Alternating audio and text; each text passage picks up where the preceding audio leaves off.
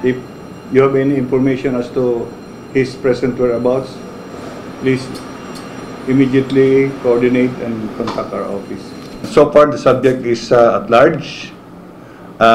He left the crime scene immediately after the commission of the incidents, which from the evaluation of our investigators, it happened at around between 9 to 10 in the evening of September 29, 2024.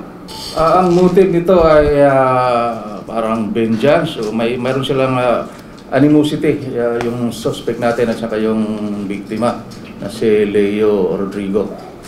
Kasi allegedly, sometimes in September, actually nakatira itong suspect natin sa bahay ng biktima na si Leo, no? Pero dahil nga nagkaroon sila ng alitan dahil itong si Jumboy na suspect ay nagdala ng dalawang stranger, nagalit yung may-ari, yung biktima si Leo.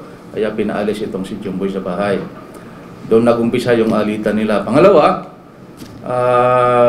nanalo daw itong si Jumboy na suspect sa isang online game ng worth 17,000 pesos at iniremit doon sa GCash account ni Leo, yung biktima.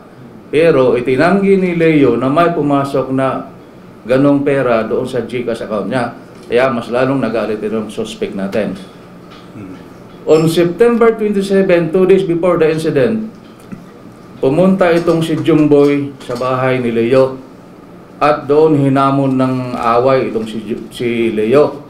Pinalalabas ng bahay dahil magbabarilan daw sila. Pero hindi pinatulan ni Leo yung mga hamon ni suspect na si Jumboy. Nung ginahaponan, bumalik din ito na may kasamang dalawang tao. Unidentified yung dalawang tao ng kasama nitong si Jumboy. Doon, parang in-intimidate nila si Leo doon sa bahay habang nasa loob. At hinamon din ng away habang brandishing yung caliber 45 pistol. No? At pinalalabas itong si Leo sa bahay niya, pero hindi rin pinatulan ni Leo.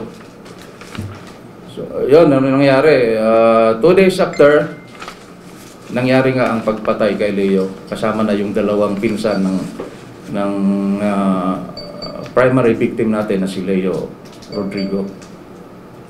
So parang nadamay lang yung dalawa, sir? Yun ang tsuri namin. Talagang nadamay lang yung dalawang biktima na nagkataon lang na during the time na pinatay si Leo ay nandoon sa magkakasama sila.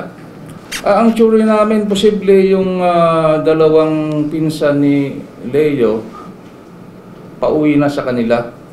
At posible hinatid si Leo, inabangan ng mga suspect sa labas, doon tinira. At yung dalawa, kasi medyo bata-bata pa yung dalawa, posible nakatakbo. Kaya lang, naabutan na sila dahil sa grabe ang injury.